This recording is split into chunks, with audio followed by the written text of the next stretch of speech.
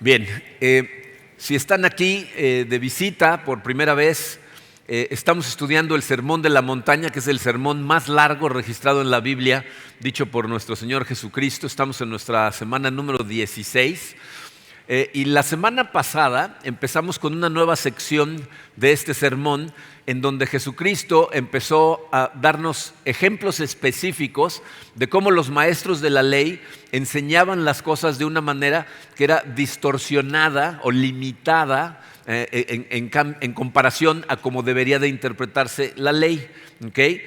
Cristo nos enseña que lo que debemos de hacer es entender el espíritu de la ley, que es bastante más amplio que la letra de la ley. ¿Okay? ¿Por qué es tan importante esto? Porque recuerden que el objetivo principal de la ley es que tú seas consciente de la perfección que tiene Dios en su carácter, porque la ley de Dios refleja la perfección de Dios y también refleja nuestra imperfección. Lo difícil que es para nosotros el cumplir la ley cuando se interpreta correctamente. ¿Okay? Por eso la semana pasada vimos que el homicidio no se limita nada más al acto físico de matar a alguien, sino también incluye cuando guardamos unos sentimientos de enojo pecaminoso contra otra persona simplemente porque nos sentimos ofendidos, o incluso cuando liberamos nuestra ira insultando, hiriendo, humillando a otras personas. Jesucristo dice, eso también es homicidio. El día de hoy vamos a ver el segundo ejemplo en donde Jesucristo nos va a hablar acerca del adulterio, que si conoces los 10 mandamientos es el séptimo mandamiento. Voy a leer Mateo capítulo 5 versículos 27 al 30, los puedes seguir en tu programa o en la pantalla. Dice así: ustedes han oído que se dijo, no cometas adulterio, pero yo digo que cualquiera que mira a una mujer y la codicia, ya ha cometido adulterio con ella en el corazón. Por tanto, si tu ojo derecho te hace pecar, sácatelo y tíralo. Más te vale perder una sola parte de tu cuerpo y no que todo él sea arrojado al infierno. Y si tu mano derecha te hace pecar, córtatela y arrójala. Más te vale perder una sola parte de tu cuerpo y no que todo él vaya al infierno. Miren, vamos a dividir el mensaje del día de hoy en dos partes. En la primera parte vamos a ver la interpretación equivocada y correcta de ese mandamiento. Y en la segunda parte vamos a ver las cosas que Jesucristo nos dice que deberíamos de hacer para evitar caer en ese pecado. Y cada una de las dos partes tienen lecciones muy importantes. Entonces vamos a empezar con la primera parte. Si estuvieron por aquí la semana pasada, recordarán, Jesucristo utiliza dos frases que se contraponen una con la otra. Ustedes han oído que se dijo, pero yo les digo que. Con la primera, Él revela cuál es la forma equivocada de interpretar el mandamiento, y con la segunda nos da su interpretación correcta. Entonces vamos a ver estas dos. La primera parte, Mateo 5:27 dice, ustedes han oído que se dijo, no cometas adulterio. Como vimos con el ejemplo de la semana pasada, cuando vemos a Jesucristo decir la frase, ustedes han oído que se dijo, está haciendo referencia a las enseñanzas orales de los maestros de la ley. No está haciendo referencia a la ley que Moisés le dio al pueblo. Si no hubiera dicho, escrito está, ¿no? Entonces no está contradiciendo la ley. Entonces, ¿cómo interpretaban los maestros ese mandamiento? Pues de la misma manera que interpretaban todos los demás, de una forma muy literal y siempre externa. Según ellos, todo lo que prohibía este mandamiento era que un hombre tuviera relaciones sexuales con una mujer que no fuera su esposa, o que una mujer tuviera relaciones sexuales con un hombre que no fuera su esposo. ¿Okay? Entonces, de acuerdo a los maestros de la ley, mientras no llegaran al acto físico de tener intimidad sexual, no había nada de qué preocuparse. No habían roto el séptimo mandamiento. ¿Qué pasaba si tenían pensamientos impuros, ¿no? o miradas cargadas de lascivia? Los maestros de la ley dirían, no pasa nada. No has hecho nada, entonces no has pecado. Esa era la enseñanza de los maestros de la ley. Pero una vez más Jesús nos va a enseñar que esa explicación de los maestros de la ley es insuficiente porque, como vimos, nuestro problema no radica en el cuerpo, sino en el corazón. Y mientras nosotros nada más nos limitemos al cuerpo y no ataquemos el corazón, a lo mejor estamos bajando la fiebre del paciente, pero no estamos atacando la infección, lo cual va a terminar por matar al paciente. Entonces dice su programa la pregunta, ¿cuál es el verdadero alcance del séptimo mandamiento? Versículo 28, pero yo digo que cualquiera que mira a una mujer y la codicia ya ha cometido adulterio con ella en el corazón. De acuerdo a Jesucristo, cuando Dios dijo no cometerás adulterio, no solamente estaba prohibiendo el acto externo, físico, de tener intimidad sexual con una persona que no fuera tu pareja, sino que también incluía otra vez el corazón. Los maestros de la ley, fíjense, lo que hacían era, citaban correctamente el séptimo mandamiento, pero lo interpretaban mal. ¿Okay? O sea, ellos cometieron un error. Si se acuerdan, la semana pasada dijimos cómo ellos tomaron el sexto mandamiento y lo pegaron a un pedazo de la ley, y al pegarlos, la interpretación que uno hacía del otro distorsionaba el espíritu de la ley. En este caso, el problema fue diferente. O sea, vieron ese mandamiento sin verlo en combinación con el 10º mandamiento. Si vieran ellos todos los mandamientos bajo la luz del 10º mandamiento, que inicia diciendo, no codiciarás a la mujer de tu prójimo, entonces hubieran entendido el alcance de esta ley. En otras palabras, una vez más, lo que enseñaban era verdad, pero no era toda la verdad. Y acuérdense siempre que media verdad es una total mentira. ¿Okay? Entonces, esa era una media verdad, que es lo mismo que mentir.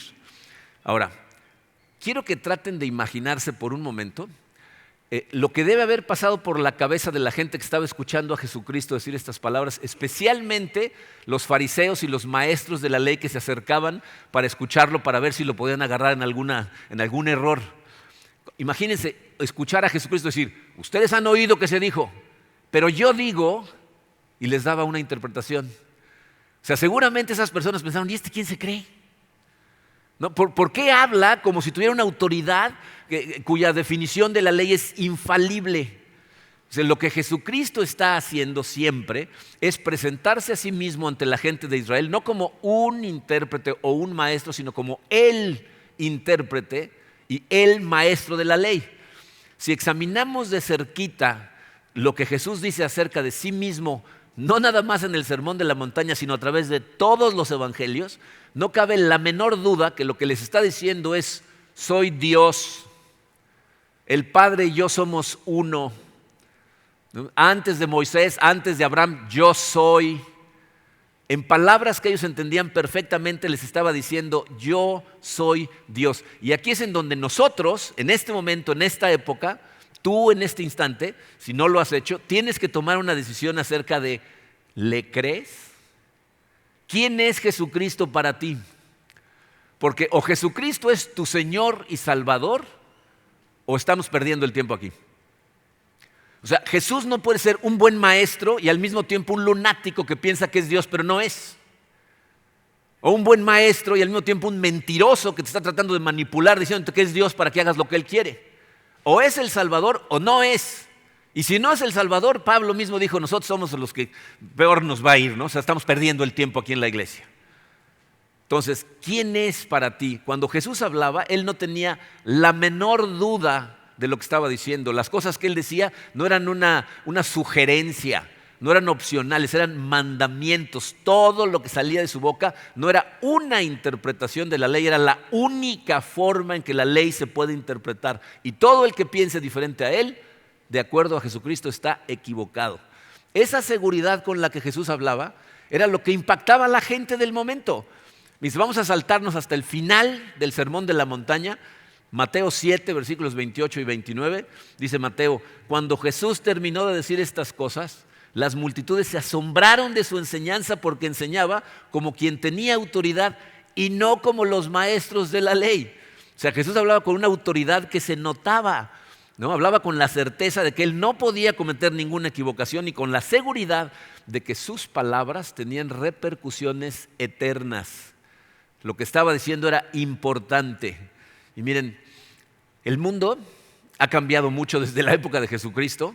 De hecho, de 100 años para acá, ¿no? Lo que se considera lo correcto, el buen comportamiento, la moralidad, el portarte como una persona decente, ha cambiado increíblemente, ¿no? Las cosas que antes se veían negras, hoy se ven grises y mañana se van a ver blancas, ¿no? Antes se veían como malas, hoy como normales, después se van a ver como deseables.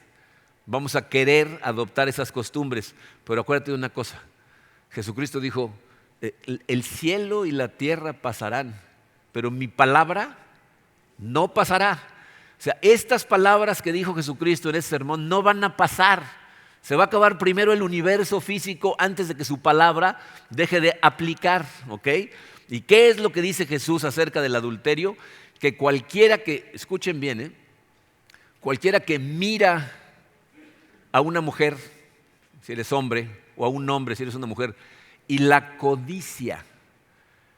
Eso es una palabra muy importante que va dentro del mandamiento de acuerdo a Jesucristo, porque ver a una mujer, aunque me parezca atractiva, no significa pecar. El problema es cuando en tu corazón codicias, empiezas a tener pensamientos pecaminosos de lujuria en tu corazón, entonces ya cometiste un adulterio. La gente del mundo, la gente que está fuera de la iglesia, cuando yo hablo de estas cosas con ellos me dicen, ay, no inventes, me dicen esas cosas ya, esta es la época moderna, somos gente sofisticada, esa moralidad victoriana que ustedes siguen creyendo ya no sirve en nuestros días.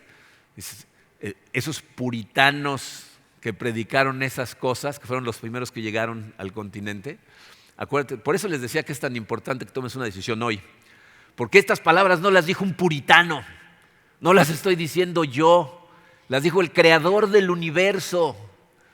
Y necesitas tomar la decisión de si le crees o no, porque de acuerdo a Jesús, lo más importante es lo que sucede en tu corazón, no lo que haces, sino lo que lo dispara en tu corazón. Y aunque nunca lo dispare, ¿qué pasó en tu corazón? Porque va a haber personas aquí que van a decir, pero yo nunca le he sido infiel a mi esposo o a mi esposa. Y gente joven puede decir, yo me estoy manteniendo célibe hasta el matrimonio. Qué bueno, felicidades, dominio propio, muy bien hecho. Pero ¿qué me puedes decir de tu corazón, de tus pensamientos, de los deseos que guardas oscuros y que no le cuentas a nadie? ¿Ah? Tú puedes decir que estás bien, pero Jesucristo dice, si tú deseas a la gente sexualmente en tu corazón, ya cometiste un adulterio. Entonces, ¿cuál es el alcance del séptimo mandamiento? Les puse esto en su programa, dice, cualquiera que mira a una mujer o a un hombre de tal manera que genere un deseo pecaminoso por esa persona, ha cometido adulterio en su corazón. Si esa persona no es tu esposo o tu esposa y estás teniendo deseos pecaminosos en tu corazón, estás cometiendo adulterio. Y a lo mejor las circunstancias no te impiden llevar a cabo tus deseos. A lo mejor te interesa la chava, pero la chava ni te pela, ¿no? O viceversa, ¿no? O a lo mejor, no sé, ¿no? Te dan miedo las consecuencias, quieres cuidar tu reputación, o sea, lo que sea. Pero si ya deseaste en tu corazón ante Dios, ya cometiste adulterio porque Dios mira el corazón, ¿no? Entonces, si lo deseaste, el adulterio fue cometido, aunque nunca haya sido consumado. Esta parte nos da 3 lecciones. Primera lección, dice su programa, número 1, el pecado es el consentimiento de la voluntad a los pensamientos y deseos pecaminosos que se levantan en el corazón. Esta no es la definición teológica del pecado, es la definición que se deriva de entender lo que Jesucristo acaba de decir. Tú pecas cuando tu voluntad consciente, o sea, se alinea con los deseos pecaminosos de tu corazón. Piensen, por ejemplo, en lo que sucedió en el jardín del Edén. Fíjense, Dios le dice a Adán y Eva, bueno, le dice a Adán, ¿no? Luego crea a Eva, pero les dice, pueden comer el fruto de todos los árboles del jardín menos de este no. Y Eva le miente la serpiente, el enemigo en forma de serpiente le miente, Eva cae en la mentira y come del fruto. Díganme, ¿en qué momento pecó Eva? ¿Cuando mordió el fruto o antes?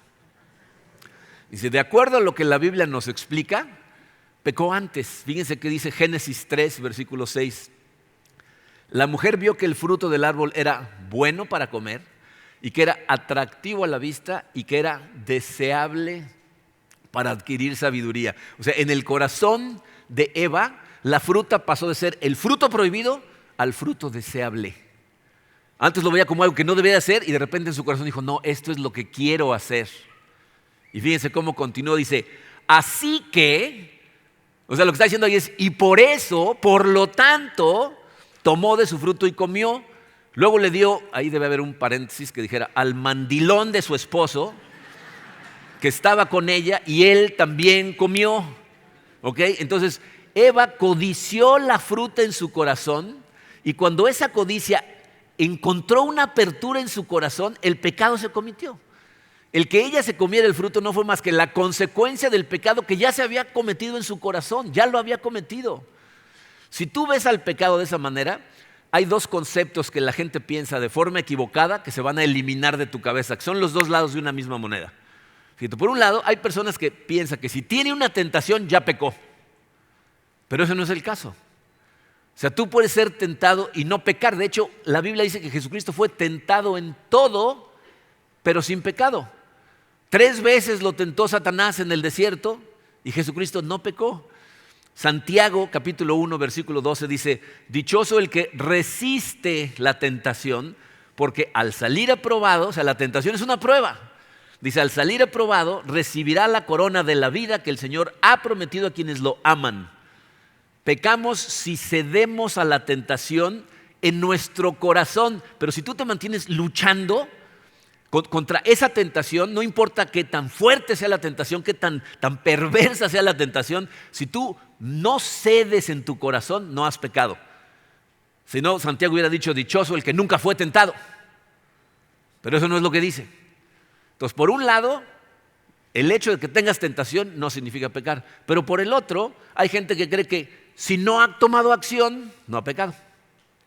Y eso también es falso. Imagínate esto. Imagínate que los papás de un muchacho que llega a su casa a la hora de la comida, antes que lleguen sus papás, le dicen, cuando llegues, come, calienta tu comida que está en el refrigerador y después de comer, si quieres, puedes comer helado. No comas helado antes de comer. Esa es la regla. Y el muchacho llega, va directo a la cocina, saca la cuchara y va al congelador. Directo por el helado. Y abre el congelador y se da cuenta que no hay helado. ¿Pecó? Ya había comido desde antes de llegar a su casa, ¿no? Ya se lo venía saboreando todo el camino. Ya cometió el pecado. Aunque nunca tome la acción, si su corazón ya lo hizo, ya desobedeció. Nada más no pudo. ¿No? ¿Ok? Entonces, no nada más porque no hagas algo, no pecaste. ¿Ok? Segunda lección. La fuente del pecado reside en el corazón. La fuente del pecado reside en el corazón. El problema del hombre no está en su cuerpo físico ni está en el medio ambiente. ¿Ok? Los sociólogos y psicólogos modernos nos dicen que el problema que tenemos ahorita es la sociedad en la que vivimos. ¿Ah? Hay sociólogos que dicen que el hombre es básicamente bueno, ¿no? Y simplemente porque está en una situación mala, entonces pecamos. Pero la verdad es que no importa cuánto arreglemos el ambiente, el pecado reside en tu corazón, no en el ambiente. Una cosa interesante que leí, ¿se acuerdan cuando Irak invadió Kuwait y entonces Estados Unidos invadió Irak? Fueron y entraron hasta la cocina. Cuando llegaron al cuartel general de Saddam Hussein, este ya se había escapado, se había ido a esconder a una guarida. Pero ¿saben qué encontraron en su oficina, en su computadora, adentro de su cuartel general? Pornografía. Estaba llena de pornografía. Piensen en un país en donde la mujer es más discreta, menos enseña. Se visten, se cubren desde arriba hasta los pies, algunas hasta los ojos, y de todas maneras los hombres de ese país tienen pornografía, están pensando pecaminosamente. Los 6 individuos que estrellaron aviones contra las Torres Gemelas, cuando empezaron a investigar quiénes eran, encontraron los cuartos de hotel donde se habían quedado la noche anterior y los 6 en sus cuartos habían pasado la noche viendo pornografía. Según ellos estaban haciendo esa lucha para luchar contra los liberales de este lado del mundo. Pero ellos mismos están llenos de perversión. ¿Por qué? Porque no es el medio ambiente, es el corazón de la gente. Y si tú entiendes esto a profundidad, fíjate, te va a ayudar en 2 cosas. Si eres padre de familia, te va a ayudar a educar a tus hijos correctamente. El que tú sepas que tus hijos vienen defectuosos de fábrica, traen el pecado en su corazón.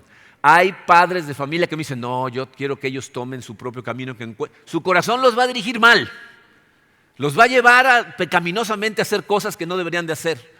Y lo único que puede arreglar el corazón de tus hijos es el evangelio de Cristo. Todo lo demás es una remodelación externa que no sirve de nada. Entonces, si no les enseñas a caminar de la mano de Dios, se van a perder. Y en segundo lugar, nos va a enseñar a evangelizar correctamente. Porque hay personas que piensan que el trabajo de la iglesia es arreglar todas las injusticias sociales del mundo. ¿Le ayudamos a la gente en necesidad? Les ayudamos. Pero lo que más necesita toda la gente es el evangelio de Cristo en su corazón, o su corazón los va a llevar en la dirección equivocada. ¿Ok? Tercera lección. La ley de Dios no solo condena el adulterio, sino todo aquello que pueda guiarnos o guiar a otros a cometerlo. La ley de Dios, escuchen bien, no solamente condena el adulterio, sino cualquier cosa que pueda guiarte a ti o guiar a otras personas a cometerlo. Fíjense esta lógica. Si el séptimo mandamiento condena no nada más el acto de adulterio, sino también los deseos pecaminosos que se levantan en el corazón de una persona, podemos concluir que también condena aquello que provoca esos deseos. Jesucristo, más adelante en Mateo 18, versículo 7, dijo: ay del mundo por los tropiezos. Los tropiezos son inevitables, pero ay de aquel que los ocasiona. ¿Qué significa esto? Esta enseñanza de Jesucristo está hablando de toda persona, hombre o mujer, que ya sea por insensatez o por un deseo deliberado de llamar la atención, se viste o actúa de una manera que genera deseos impuros en el corazón de las personas a su alrededor. Miren, yo sé perfectamente que hay hombres que tienen tal perversidad en su corazón que tendrían esos deseos acerca de una mujer aunque viniera vestida de monja, ¿no? O sea, hay gente que es depravada. Pero también sé que hay mujeres que por diferentes razones se visten de tal manera que se convierten en una piedra de tropiezo para la gente a su alrededor. Y de acuerdo a Jesucristo son tan culpables los que miran y entretienen esos pensamientos como las personas que se visten de esa manera a propósito para llamar la atención. Y miren, yo sé que hay muchas cosas que necesitamos analizar a este respecto porque no están en blanco y negro. Yo sé que están en desventaja terriblemente por la sociedad en la que vivimos, en donde los modelos a su alrededor, las estrellas de cine, las cantantes, las personas famosas, se visten de esa manera y se convierten en la moda, y entonces todas las niñas se visten de esa manera. Pero nada más porque todas las niñas se vistan de esa manera no lo hace correcto. Y no pienses porque eres una de 10,000 que se viste así, Dios no te va a ver, nada más va a ver el montón. También sé que muchas veces la necesidad de llamar la atención de muchas chicas proviene de heridas muy profundas que vienen cargando desde hace muchos años.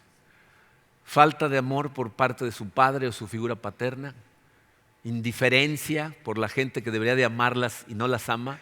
Y entonces en una búsqueda desesperada por sentirse amadas, empiezan a vestirse de esa manera sin darse cuenta que lo que están tratando de hacer es llenar ese vacío de amor en su corazón, pero no se dan cuenta que lo están llenando de forma equivocada. Sé consciente de que si así te vistes, lo que vas a atraer es hombres que te ven como un objeto, que te van a usar, que van a perseguir tu cuerpo y no tu corazón. Y si haces eso porque te sientes sola y viene una persona que lo único que persigue es tu cuerpo, no tu corazón, no tu mente, no una relación profunda contigo, te vas a sentir cada vez más sola, cada vez más usada. Sé consciente de que estás acudiendo al lugar equivocado para sentirte amada. Y escucha la advertencia en los labios de Jesucristo, porque en tu intento por eliminar ese dolor, estás cayendo en pecado. ¿Entiendes lo que eso significa? Te estás alejando del único que realmente puede llenar tu corazón de amor. Del único.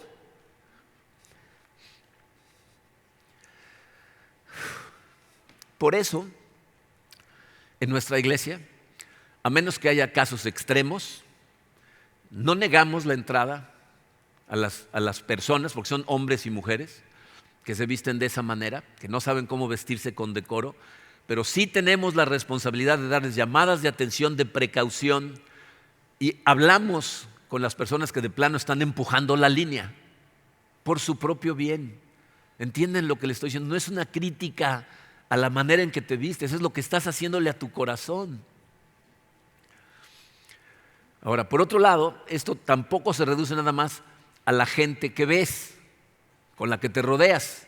Se refiere también a todo lo que entra a través de tus sentidos, pero ahorita voy a hablar más de eso al final.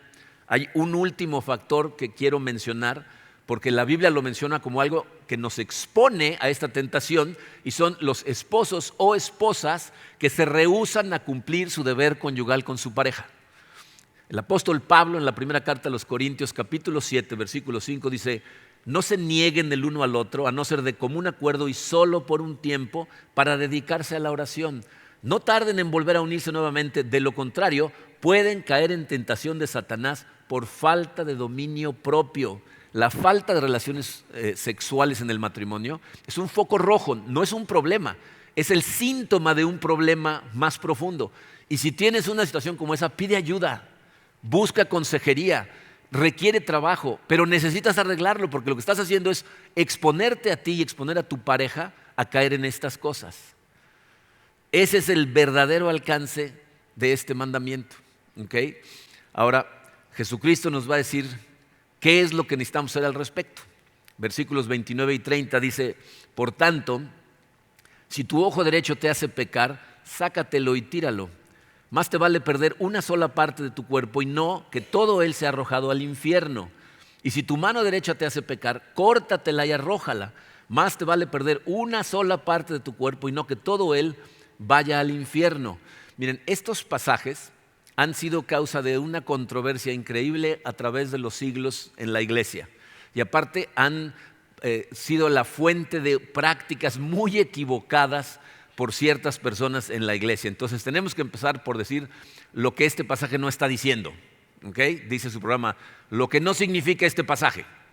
En primer lugar, el pasaje no enseña que la salvación se obtenga por medio de obras. Yo sé que me van a decir: oye, pero si lo acabas de decir la semana pasada. Es muy importante repetirlo en este lugar, porque mucha gente ha leído ese pasaje y han concluido que si luchamos para permanecer santos, somos salvos. Y si no luchamos, entonces nos vamos a ir al infierno. Por lo tanto, como es algo que tengo que hacer, luchar es por obras. Evidentemente, si estudias el contexto del pasaje y el resto de la Biblia, te vas a dar cuenta que eso no es lo que está diciendo Jesucristo, como lo hemos estudiado muchas veces. La implicación de las palabras de Jesús en este pasaje de sacarnos un ojo, cortarnos una mano, es que aquel que siga practicando un pecado, sabiendo que lo que está haciendo y repitiendo y planeando hacer otra vez es un pecado, está mostrando que su corazón no está arrepentido y por lo tanto Jesús dice, va de camino a la perdición. ¿Okay? Acuérdense que arrepentimiento no solo se manifiesta a través del dolor que experimentamos, sino de un cambio de dirección hacia la obediencia. Si todo lo que hay en tu corazón es dolor porque sabes que pecaste, pero no vas camino a la obediencia, eso no se llama arrepentimiento, se llama remordimiento, que es lo que le pasó a Judas. Le remordió el corazón porque se dio cuenta que había hecho algo que estaba equivocado, pero no se arrepintió. Arrepentirse no solamente es dolor por el pecado, sino una determinación de abandonar el pecado, empezar a obedecer y luchar con todo lo que tú tienes contra la tendencia a pecar. Es una lucha interna que sucede todos los días. Una persona que no manifiesta interés en dejar su pecado o luchar contra la tendencia a pecar y sigue practicando los pecados, no se está arrepintiendo y Jesús dice, va de camino a la perdición. Número 2, el pasaje no enseña que para crecer en santidad tenemos que abusar de nuestro cuerpo. En la historia de la iglesia hubo gente que interpretó estas cosas de forma muy literal. Interesantemente, ninguno se sacó un ojo ni se cortó una mano, pero concluyeron que para ser santos tenían que castigar a su cuerpo, lo cual va en contra del mismísimo sexto mandamiento que prohíbe atentar contra tu propia vida, contra tu propia salud. Lo que Jesús está enseñando es que el problema del hombre reside en el corazón y aunque ataques a tu cuerpo, ¿verdad?, realmente no estás atacando más que el síntoma. Ese fue el error que cometieron muchos monjes medievales. ¿No? Los monjes en el medievo, ¿qué hacían? Para torturar su cuerpo se dormían en camas que eran una tabla, hacían unos ayunos extendidos, pero no con el objetivo de entrar en comunión con Dios, sino de torturar a su cuerpo. Martín Lutero, por ejemplo, pasó una etapa de su vida en la que se flagelaba, no se daba latigazos él solo. Su mismo consejero espiritual le escribió una carta diciéndole: no ayudas al alma castigando al cuerpo. Esas cosas no pueden aplacar los apetitos que están en tu corazón o que entran a través de nuestros sentidos. Jesús definitivamente no está enseñando que debemos sacarnos los ojos o cortarnos las manos. De hecho, noten que muy interesante en este pasaje, dice: si tu ojo derecho, ¿será que la gente nada más peca con el ojo derecho? ¿No? Si tu mano derecha, bueno, si te sacas el ojo derecho, no te quede el izquierdo. O sea, no puedes seguir pecando con el otro ojo. Y aunque te saques los dos y te cortes las dos manos, ¿no es todo lo que necesitas tu imaginación y tu buena memoria? Evidentemente Jesucristo no está predicando estas cosas, ¿no? Vamos a ver cómo sí se interpreta. Dice, ¿cómo debemos interpretar el pasaje? Número 1, y esto es lo que está diciendo Jesucristo: debemos remover de nuestra vida todo aquello que pueda ser causa de pecado, sin importar el costo. De eso está hablando Jesucristo. En la mente judía, el ojo derecho y la mano derecha eran los miembros más valiosos del cuerpo. El ojo derecho significaba la mejor vista, la mano derecha significaba la mejor habilidad, ¿no? Entonces, la idea es: tienes que eliminar las cosas que se interpongan entre ti y la voluntad de Dios, aunque sean valiosas, aunque sean costosas, aunque sea doloroso eliminarlas de tu vida. Vean cómo Cristo aquí se refiere a acciones que son rápidas y radicales. Córtate la mano, sácate un ojo. Lo que está diciendo es: no puedes tratar al pecado con delicadeza. Tiene que ser con firmeza, aunque duela.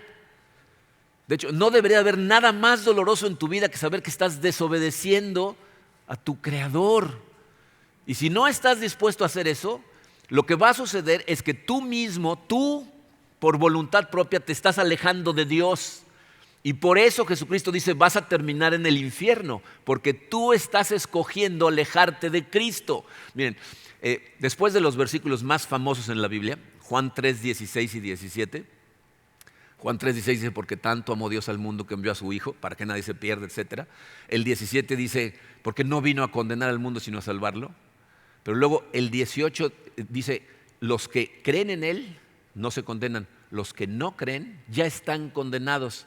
Quiero que vean el versículo 19 que nos dice cuál es la causa de la condenación. Juan 3, 19 dice: esta es la causa de la condenación, que la luz vino al mundo, pero la humanidad prefirió la oscuridad a la luz, porque sus obras eran malas. O sea, la causa de la condenación es que prefieres la oscuridad, prefieres seguir pecando. O sea, sabes que lo que estás haciendo está mal, pero tú prefieres seguir haciendo esto. Y dice Jesús: si tú prefieres estar alejado de mí, ya te estás condenando tú solo. Dice, el obstáculo principal que impide al hombre aceptar el Evangelio y venir a Cristo es el pecado. O sea, el amor al pecado nos detiene de eliminar las cosas que causan que pequemos. No las quieres dejar ir. ¿Y sabes por qué no las quieres dejar ir? Porque como Eva, le crees al enemigo y piensas que tu pecado te va a hacer más feliz que lo que Dios dice que hagas. No le crees que su ley te va a llenar. No le crees que vas a estar más satisfecho si le obedeces. Te estás engañando, ¿eh? Te estás llevando tú solo a una vida vacía y sin sentido. Y ni siquiera tiene que ser así. Fíjense lo que nos dice Pablo en Romanos 8. Dice: porque si ustedes viven en conformidad con la carne, morirán. Pero si dan muerte a las obras de la carne por medio del Espíritu, entonces vivirán. ¿Se dan cuenta de la relación que hay entre el yo y el Espíritu Santo? ¿Quién le tiene que dar muerte a las obras de la carne según ese versículo? ¿Quién? No es de truco la pregunta. ¿Quién? Tú, yo. ¿Puedo solo? No, dice: tú tienes que darle muerte a las obras de la carne por medio del Espíritu Santo. Entonces, el cristiano lo que hace es remover las cosas que se interponen entre la voluntad de Dios y nosotros de la mano del Espíritu Santo. ¿Cómo? Pues, número 2, debemos luchar contra todo pensamiento que se levanta contra Dios en nuestra mente. Satanás va a hacer lo posible por atacarte. Fíjense, tenemos el mundo en contra. Vean cómo todo en esta sociedad está sexualizado. Los hombres que somos más visuales que las mujeres tenemos un serio problema porque todo se vende a través del sexo. Y está muy normalizado que las mujeres se vistan de cierta manera que causa que las voltees a ver. Pero como dice Doug Miller, el problema no es que la voltees a ver. Dice, el problema es la segunda y la tercera y la cuarta. No, o sea,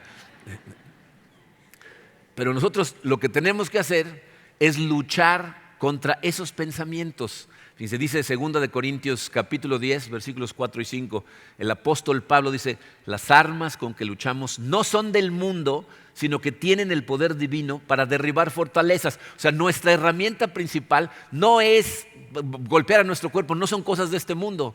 ¿Qué hacemos? Dice, destruimos argumentos y toda altivez que se levante contra el conocimiento de Dios. O sea, cualquier duda que te empieza a entrar acerca de que si Dios existe, que si no es, que si será cierto, destruyes eso a través del Espíritu Santo. Dice, y llevamos cautivo todo pensamiento para que obedezca a Cristo.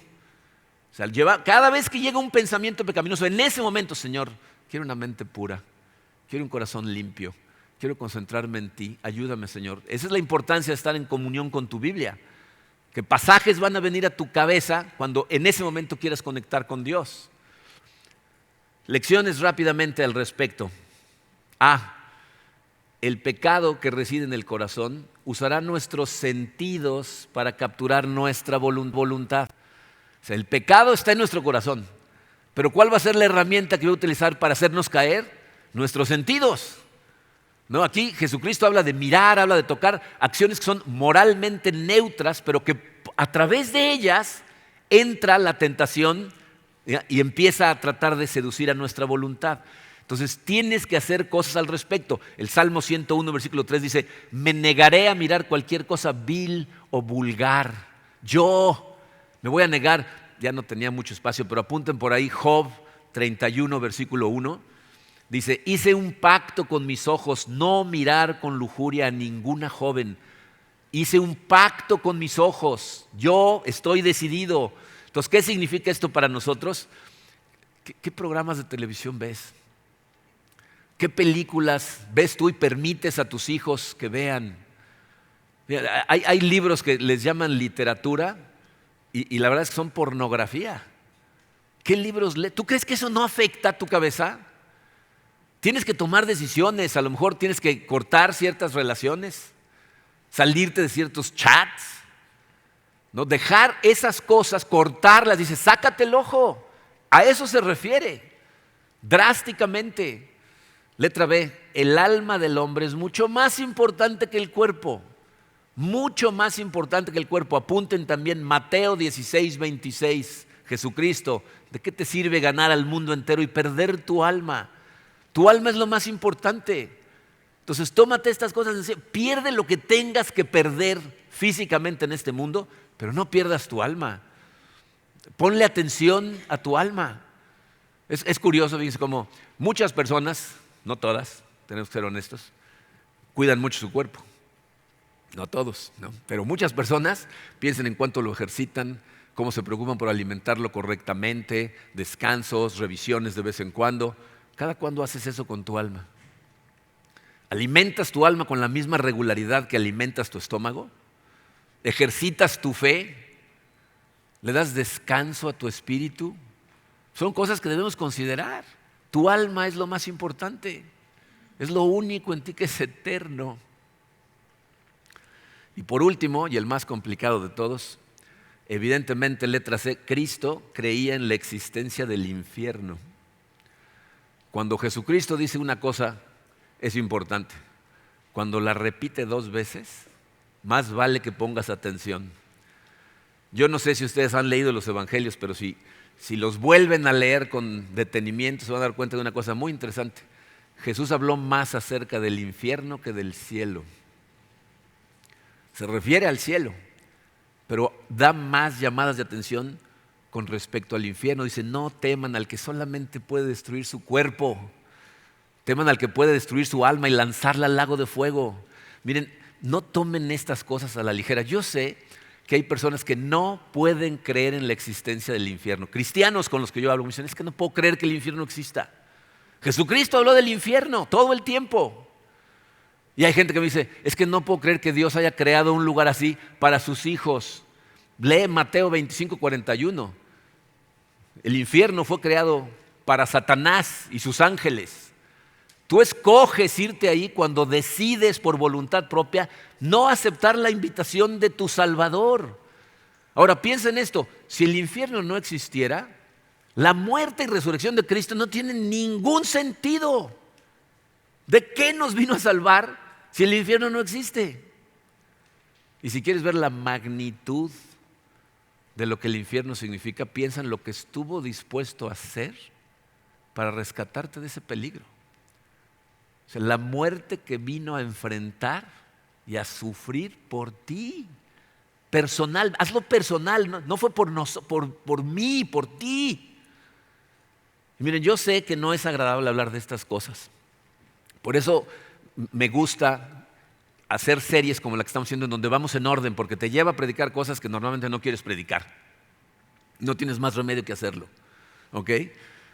Pero piensa en esto, ¿qué faltos de amor seríamos nosotros si la Biblia nos enseña estas cosas y nos da llamadas de precaución y yo no se las digo? ¿Se imaginan?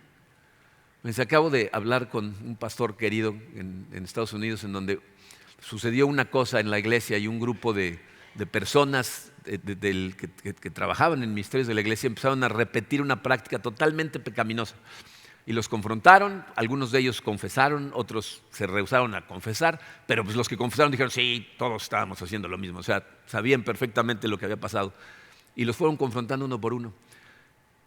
Y hablaron con un chico que era uno de los más nuevos miembros del grupo de ministerios. Y le dijeron, es que estas actividades te descalifican para el ministerio.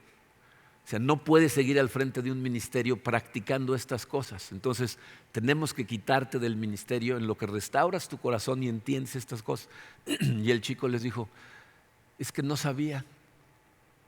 Nadie me había dicho que eso descalificaba. ¿Tú te imaginas llegar al cielo y que cuando llegues te digan, no puedes pasar? ¿Por qué? Por esto, esto, esto. Pero nadie me dijo. Al que ibas a estar insultando ahí es a mí. ¿Por qué no me dijiste? Voy a ir a la eternidad alejado de Dios. Ahora lo estás escuchando clarito. Y piensa en lo increíble del Dios que tenemos, que no nada más planeó la forma de rescatarnos y de que se pagara nuestra deuda, sino que vino y la pagó personalmente por ti y por mí. La puerta está abierta, la invitación está hecha. Te amo, ven a mí, obedece mi palabra, prueba estas cosas, te vas a dar cuenta del gozo en tu corazón cuando obedeces mi palabra. La decisión es tuya. Puedes enojarte, salir de aquí diciendo estos están locos como algunas personas lo hacen, o darte cuenta de que si estás sentado en esta sala es porque Dios quería que escucharas estas palabras y te quiere con Él en la eternidad, y aceptar su llamado. Ese es el séptimo mandamiento. Vamos a orar. Padre, Señor, yo sé que analizar estos conceptos es muy difícil para nosotros como seres humanos, que vivimos rodeados de un mundo físico. Se nos olvida totalmente o nos rehusamos a creer la realidad del mundo espiritual. Te doy gracias, Señor, por tu palabra. Gracias por confrontarnos tan abiertamente como lo hiciste cuando estuviste en la tierra y como lo sigues haciendo a través de tu palabra. Te pido, Señor, por cualquier persona que esté escuchando estas palabras, que en este momento su corazón esté cerrado, esté enojado, esté rechazando este mensaje, que se sienta personalmente criticado o criticada como si fuera esto un mensaje de enojo en lugar de un mensaje de amor. Te pido, Señor, que suavices sus corazones, que destruyas barreras, que les hagas saber cuánto los amas, cuánto las amas y cuánto quieres que realmente gocen de su vida y que aprendan que de la única forma que pueden gozarla es en ti, Señor.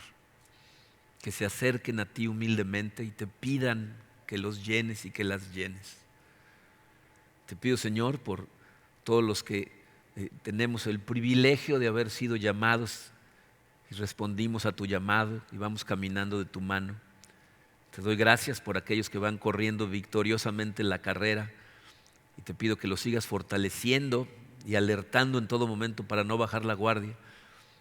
Al igual que te pido por mis hermanos y hermanas, Señor, que están tan metidos en el mundo que aún habiéndote aceptado se les olvidan estas cosas, Padre, y empiezan a dejarse llevar por la corriente. Te pido que les des fortaleza, que entiendan también que son llamadas de precaución que tú haces en tu palabra por amor. Te pido por todos nosotros, Señor, porque nada más conectados a ti podemos hacer cualquier cosa de forma espiritual. Te amamos, Señor. Te damos a ti toda la gloria y toda la honra por todo lo que sucede en nuestras vidas y te pedimos que nos sigas fortaleciendo en el poderoso nombre de tu Hijo Jesucristo. Amén.